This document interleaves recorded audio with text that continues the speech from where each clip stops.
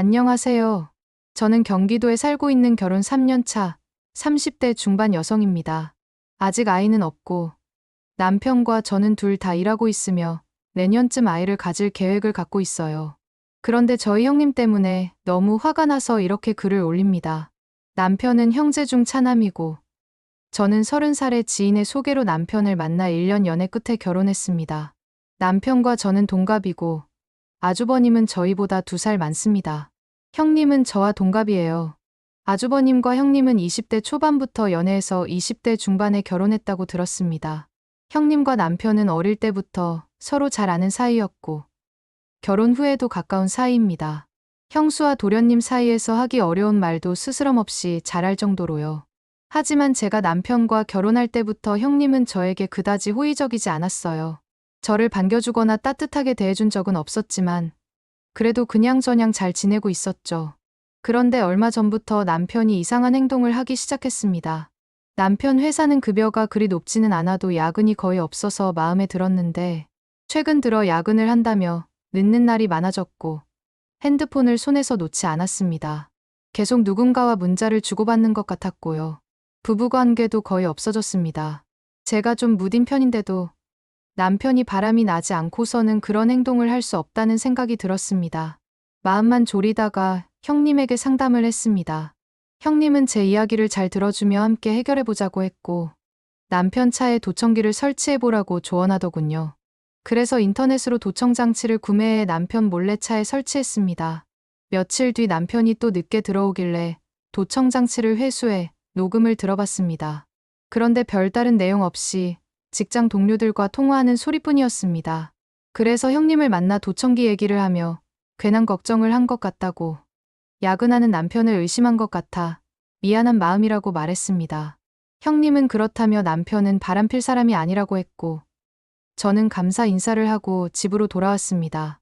그런데 남편이 어떻게 알았는지 제 가방에 넣어둔 도청기를 꺼내 들고는 난리를 치더군요. 자기는 힘들게 야근하고 직장 생활하는데 아내가 의심했다며 같이 못 살겠다는 말까지 하더라고요. 저는 그냥 미안하다고만 했습니다. 그 뒤로는 남편 기분 맞추려고 노력했고 한동안 다 맞춰줬습니다. 하지만 며칠 뒤 동생에게 다급한 전화가 왔습니다.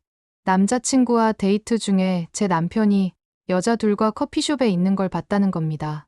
처음엔 회사 동료들이겠거니 했지만 동생 커플이 남편을 미행했는데 한 여자는 보내고 다른 여자와는 모텔로 들어가는 걸 봤다고 하더라고요.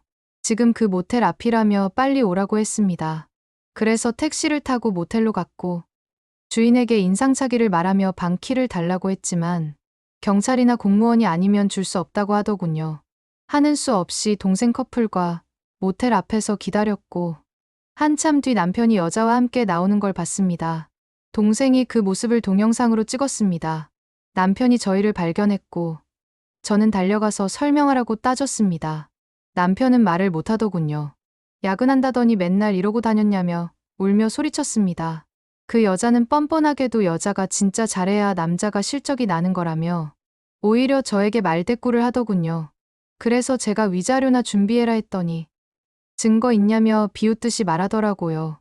동생이 모텔 들어가는 것도 나오는 것도 동영상으로 다 찍어놨다고 하니 그제야 당황해서 도망쳤습니다. 뒤에서 동생이 위자료 많이 준비해라 소리쳤고요. 남편에게도 상황 설명하라 했지만 사람들이 몰려들자 망신 주지 말고 집에 가서 얘기하자고 하더군요. 동생 남자친구가 집에 데려가서 무슨 짓 할 줄 알고 보내냐며 그 자리에서 이야기하라고 했습니다. 그러자 남편이 화를 내며 욕을 하고 동생 남친에게 달려들려 했습니다. 동생 남친은 때리면 폭행으로 합의금까지 내야 할 텐데라며 도발했고 남편은 결국 차를 타고 도망쳤습니다. 저는 집으로 돌아와 짐을 싸서 친정으로 왔고 그 후 남편에게서 문자와 전화가 계속 왔지만 받지 않았습니다. 며칠 뒤 주말 남편이 친정으로 찾아와 울며불며 빌었지만 저는 감정이 없더군요. 차분히 어쩌다 그렇게 됐냐고 물었습니다. 그랬더니 남편이 놀라운 말을 했습니다. 그 여자는 형님의 친구였고 저와 만나기 전 잠깐 만났던 사이라고 했습니다. 형님이 남편을 불러내더니 그 여자와 함께 있었다고 해요. 그러고는 쓴이가 남편을 못 챙긴다며 둘이 술을 먹게 하고 모텔로 보냈다는 겁니다. 이후 연락을 피하려 했지만 계속 연락이 와서 또 만나게 됐다고 했습니다. 그리고 형님이 도청기 설치 사실을 알려주며 당분간 차에 같이 타지 말라고 귀띔까지 해줬다고 했습니다. 그러고는 도청기를 찾으면 아내에게 난리 한번 쳐라며 코치까지 했답니다. 이 모든 사실을 알고 나니 형님이 저를 철저히 갖고 논 거였습니다. 그래서 저는 시부모님께 모든 걸 말씀드리기 위해 형님 부부와 함께 시댁으로 갔습니다. 시댁에서 모든 일을 말했고 이혼할 거라고 합의가 아닌 재판으로 하겠다고 말씀드렸습니다. 형님은 모르는 일이라고 잡아댔고 저는 증거 영상을 보여줬습니다. 남편이 한 말도 녹음돼 있었죠. 그 자리에 있던 아주버님이 형님을 때리며 재수 씨 돈 잘 번다고 질투하더니 이런 짓을 했냐고 화를 냈습니다. 그러고는 너도 나랑 이혼이야라며 분노했고요. 형님은 끝까지 자기들이 좋아서 그런 거다며 책임을 회피했습니다. 그래서 저는 형님 덕분에 애 낳기 전에 이런 남자인 줄 알아서 다행이다라고 말했고 형님에게도 위자료 청구할 거라고 했습니다. 시부모님께는 죄송했지만 저는 단호하게 나왔습니다. 그 후 변호사를 선임해 이혼 소송을 진행했고 법원에서는 남편과 상간녀에게 위자료를 지급하라는 판결이 나왔습니다. 형님 역시 혼인 파탄에 일정 책임이 있다고 인정되어 저에게 위자료를 지급하라는 판결이 내려졌습니다. 아주버님도 형님과 협의이혼을 진행 중이고 숙려기간이라네요. 형님은 폭행당했음에도 이혼을 거부하다가 결국 이혼당하게 되었습니다. 지금 생각해보면 아이 낳고 나서 이런 일이 생겼다면 정말 끔찍했을 거란 생각이 듭니다. 그래서 그나마 다행이라는 생각도 듭니다.